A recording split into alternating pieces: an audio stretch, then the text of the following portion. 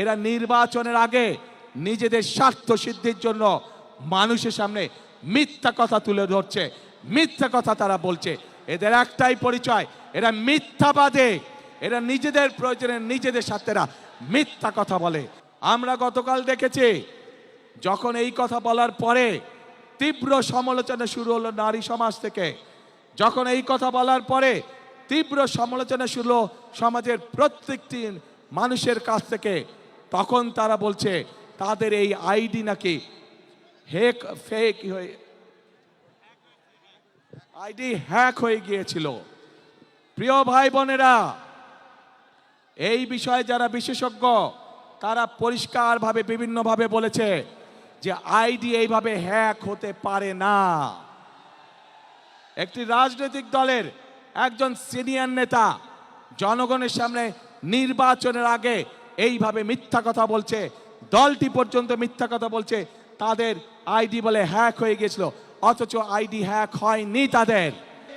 আজ আমরা দেখেছি একটি রাজনৈতিক দলের নেতা পরিষ্কারভাবে নারীদেরকে কিভাবে অসম্মানিত করেছে, তাদেরকে খারাপ ভাষা দিয়ে অসম্মানিত করেছে। প্রিয় ভাই বোনেরা, আমাদের নবী করিম সাল্লাল্লাহু আলাইহি সাল্লাম, উনার যে স্ত্রী ছিলেন বিবি খাদিজাও ছিলেন একজন কর্মমুখী মহিলা, উনি ছিলেন একজন মহিলা ব্যবসায়ী। আজকে যেই দলটি যাদের নেতা আজ বাংলাদেশের নারীদেরকে একটি খারাপ কিছুর সাথে তুলনা করেছে, তারা বলে তারা ইসলাম কায়েম করবে, কিন্তু নবী করিম সাল্লাল্লাহু আলাইহি সাল্লামের স্ত্রী পর্যন্ত, উনিও পর্যন্ত একজন ব্যবসায়ী ছিলেন। তাহলে আজকে কোথায় গিয়ে দাঁড়ালো বাংলাদেশের নারী সমাজ তথা তাবৎ পৃথিবীর নারী সমাজকে কিভাবে অপমান করা হলো।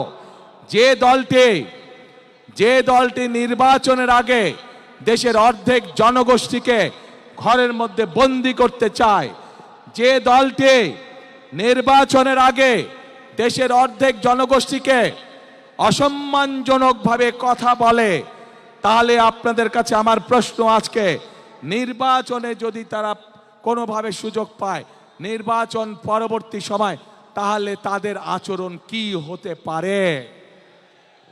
কাজেই প্রিয় ভাই বোনেরা, এরা শুধু নিজের স্বার্থের কথা বোঝে, এরা ধর্মকে ব্যবহার করে নিজেদের স্বার্থ রক্ষা করার জন্য। যেখানে প্রয়োজন সেখানে তারা তাদের মতন করে ধর্মকে ব্যবহার করে।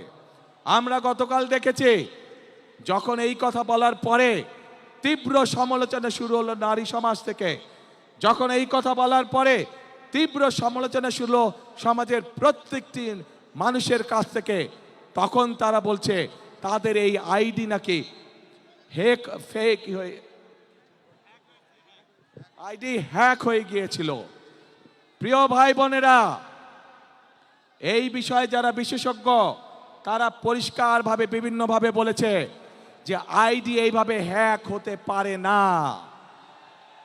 একটি রাজনৈতিক দলের একজন সিনিয়র নেতা জনগণের সামনে নির্বাচনের আগে এইভাবে মিথ্যা কথা বলছে, দলটি পর্যন্ত মিথ্যা কথা বলছে তাদের আইডি বলে হ্যাক হয়ে গিয়েছিল, অথচ আইডি হ্যাক হয়নি তাদের। কাজেই এরা নির্বাচনের আগে নিজেদের স্বার্থ সিদ্ধির জন্য মানুষের সামনে মিথ্যা কথা তুলে ধরছে, মিথ্যা কথা তারা বলছে। এদের একটাই পরিচয়, এরা মিথ্যাবাদী। এরা নিজেদের প্রয়োজনে নিজেদের স্বার্থেরা মিথ্যা কথা বলে। যারা মিথ্যা কথা বলে, হাজারো লক্ষ কোটি মানুষের সামনে যারা মিথ্যা কথা বলে, যারা বিশেষজ্ঞদের মুখের উপরে মিথ্যা কথা বলে, এরা আর যাই হোক এরা দেশ দরদি হতে পারে না। এরা আর যাই হোক এরা কখনো মানুষের দরদি হতে পারে না। এরা আর যাই হোক এরা কখনো জনদরদি হতে পারে না। এদের দরদ শুধু এদের নিজেদের লক্ষ্যের জন্য, এদের দরদ শুধু এদের নিজেদের উদ্দেশ্যের জন্য। এবং সেই জন্যই প্রিয় ভাই বোনেরা, আমরা যেহেতু বিশ্বাস করি এই বিপুল অর্ধেক জনগোষ্ঠীকে পিছনে রেখে কোনোভাবেই দেশের উন্নয়ন করা সম্ভব নয়, সেজন্যই আমরা বলেছি ইনশাল্লাহ আপনাদের দয়া আল্লাহর রহমতে বিএনপি সরকার গঠন করলে বাংলাদেশের প্রত্যেকটি গৃহিণীর কাছে, প্রত্যেকটি মায়ের কাছে আমরা ফ্যামিলি কার্ড পৌঁছে দিব।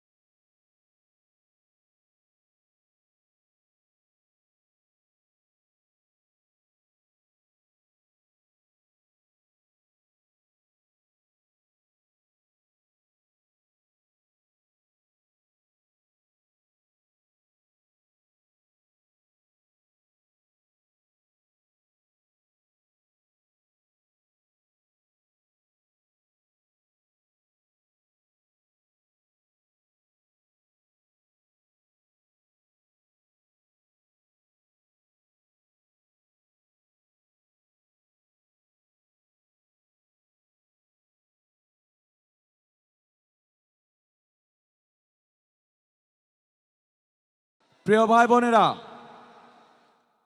এই বাংলাদেশকে যুদ্ধ করে স্বাধীন করেছিল 1971 সালের মুক্তিযোদ্ধারা। স্বাধীনতাকে রক্ষা করা হয়েছিল, স্বাধীনতাকে অর্জন করা হয়েছিল। ঠিক একইভাবে 2024 সালের 5ই আগস্ট ছাত্র জনতার অভ্যুত্থানের মাধ্যমে সেই স্বাধীনতাকে আবার রক্ষা করা হয়েছে। প্রিয় ভাই বোনেরা, 1971 সালের যুদ্ধ পরবর্তীতে বিভিন্ন সময় গণতন্ত্র সংগ্রামের যুদ্ধে, একইভাবে 2024 সালের গণ অভ্যুত্থানের সময় আমরা কি কেউ কারো ধর্ম বর্ণ দেখেছিলাম? আমরা কোনো ধর্ম বর্ণ দেখিনি। কে মুসলমান, কে হিন্দু, কে বৌদ্ধ, কে খ্রিস্টান, আমরা এটি দেখিনি। আমরা শুধু দেখেছিলাম গণতন্ত্রের পক্ষে, মানুষের অধিকারের পক্ষে কারা লড়াই করার জন্য রাজপথে নেমে এসেছে। প্রিয় ভাই বোনেরা, এই দেশে শত হাজার বছর ধরে প্রত্যেকটি ধর্মের মানুষ শান্তিতে বসবাস করেছে।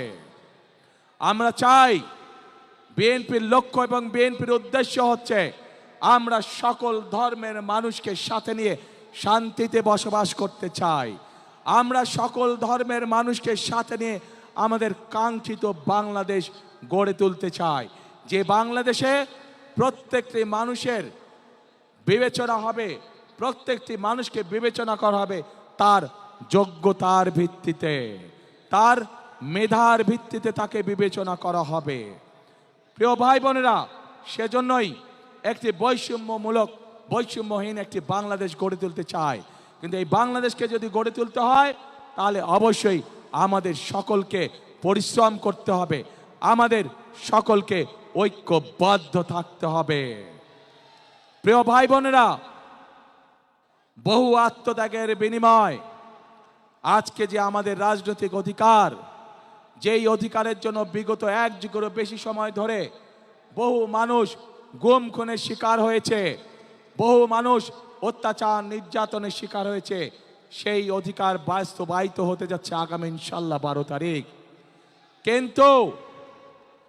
কিন্তু আমরা খেয়াল করছি, একটি মহল বলার চেষ্টা করছে এবার ভোট গণনাতে বলে অনেক সময় লাগবে।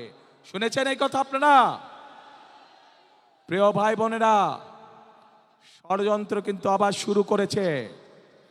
এই যে যাদের কথা বলেছি প্রথমে, যারা জনগণের সামনে সকাল বিকাল মিথ্যে কথা বলছে, যারা দেশের নারী সমাজকে হেয় প্রতিপন্ন করছে, এরাই আবার ষড়যন্ত্র শুরু করেছে বিভিন্নভাবে। কারণ তারা জানে তাদের এইসব কথাবার্তা, তাদের এইসব কাজকর্ম, এইসব ফাঁকি ঝুঁকে মানুষ ধরে ফেলেছে এবং সেজন্যই তারা বিভিন্ন ছল চাতুরির চেষ্টা করছে। প্রিয় ভাই বোনেরা, আজ তাই এই জনসভায় দাঁড়িয়ে আপনাদের সকলকে বলতে চাই, আপনাদেরকে আজ থেকে সতর্ক থাকতে হবে, সজাগ থাকতে হবে। যে অধিকার আপনি গত 1 যুগ ধরে পাননি, আবার যাতে এই অধিকার কেউ কেড়ে নিয়ে যেতে না পারে, আপনাদের সকলকে সতর্ক থাকতে হবে। দল মত ধর্ম বর্ণ নির্বিশেষে আমাদের সকলকে সতর্ক এবং সজাগ থাকতে হবে। প্রিয় ভাই বোনেরা, আমরা যদি সকলে ঐক্যবদ্ধ থাকি, সকলে যদি আমরা একত্রিত হয়ে থাকি, তাহলে অবশ্যই আমরা আমাদের সেই কাঙ্ক্ষিত বাংলাদেশ গড়ে তুলতে সক্ষম হব। এবং সেই কাঙ্ক্ষিত বাংলাদেশের স্লোগান হবে একটাই। জানেন কি সেই স্লোগান? করব কাজ, কি ভাই? করব কাজ, গর্ব দেশ, সবার আগে বাংলাদেশ। করব কাজ, সবার আগে ইনশাআল্লাহ। প্রিয় ভাই বোনেরা, আসুন আজ এই জনসভায় আমরা প্রতিজ্ঞাবদ্ধ হই যে আপনাদের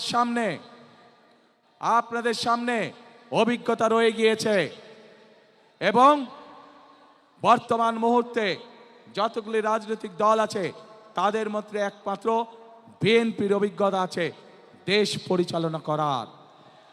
এবং যেহেতু বিএনপির অভিজ্ঞতা আছে দেশ পরিচালনা করার, একমাত্র বিএনপির পক্ষেই সম্ভব এই বাংলাদেশকে সঠিক পথে পরিচালিত করা।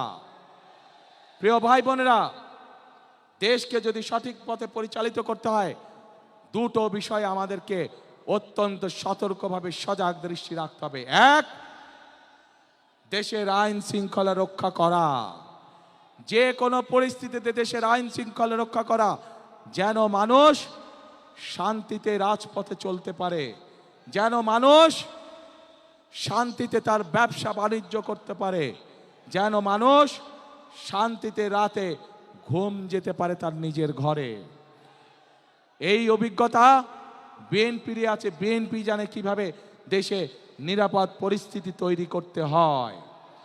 প্রিয় ভাই বোনেরা, একই সাথে বিএনপির আরেকটি অভিজ্ঞতা আছে কিভাবে দেশকে দুর্নীতির করাল গ্রাস থেকে বের করে নিয়ে আসতে হয়।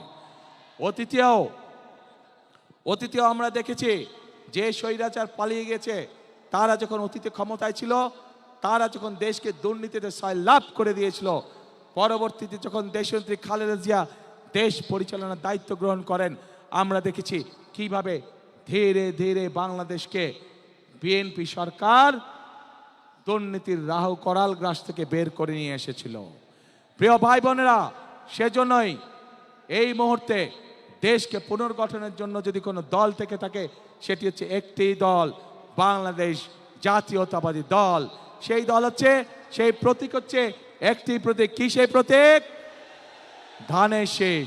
কাজে আসুন, এই ধানের শীষের, এই বিএনপির প্রতিষ্ঠাতা শহীদ রাষ্ট্রপতি জিয়াউর রহমান মুক্তিযুদ্ধের ডাক দিয়েছিলেন। এই রাষ্ট্রপতি জিয়াউর রহমান, শহীদ রাষ্ট্রপতি জিয়াউর রহমান এই দেশে বহুদলীয় গণতন্ত্রের চালু করেছিলেন। এই বিএনপির নেত্রী দেশনেত্রী খালেদা জিয়া এই দেশে সংসদীয় গণতন্ত্র চালু করেছিলেন। কাজেই সব কাজ থেকে প্রমাণিত হয় বিএনপি কাজ করে শুধুমাত্র জনগণের জন্য। বিএনপি কাজ করে শুধুমাত্র দেশকে পুনর্গঠনের জন্য। কাজে আসুন আগামী 12 তারিখে আমরা ধানের শীষকে জয়যুক্ত করে দেশ পুনর্গঠনের কাজে আবার হাত দেই। আপনারা ক্যান্ডিডেটরা দাঁড়ান তো, শুধু ক্যান্ডিডেটরা দাঁড়ান, প্রার্থীরা শুধু আসেন আমার পাশে দাঁড়ান, দুই পাশে।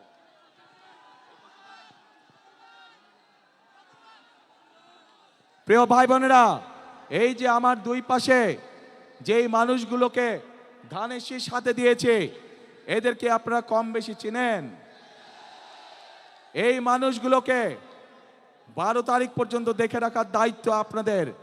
ইনশাল্লাহ 13 তারিখে ধানের শীষের সরকার গঠিত হলে 13 তারিখ থেকে এই মানুষগুলো আপনার এলাকার উন্নয়ন, আপনার সমস্যা, সুবিধা অসুবিধা সবকিছু দায় দায়িত্ব তাদের, আপনাদের হাতে। তাহলে আমি এই মানুষগুলোকে ছেড়ে দিয়ে দিলাম ইনশাল্লাহ। আসুন আমাদের তাহলে বসেন, আমাদের তাহলে আজকে প্রতিজ্ঞা হোক, আমরা যে কোনো মূল্যে ধানের শীষকে বিজয় করব এবং ধানের শীষকে বিজয় করার মাধ্যমে আমরা দেশ পুনর্গঠনের কাজে হাত দিব। আছেন নাকি আমার সাথে? দেশ গঠনে কারা আছেন আমার সাথে? কারা আছেন আমার সাথে দেশ গঠনে? আলহামদুলিল্লাহ, আলহামদুলিল্লাহ। প্রিয় ভাই বোনেরা, আজ তাহলে এখানেই থাকলো। ইনশাল্লাহ নির্বাচনের পরে আবার আপনাদের সাথে মোলাকাত হবে।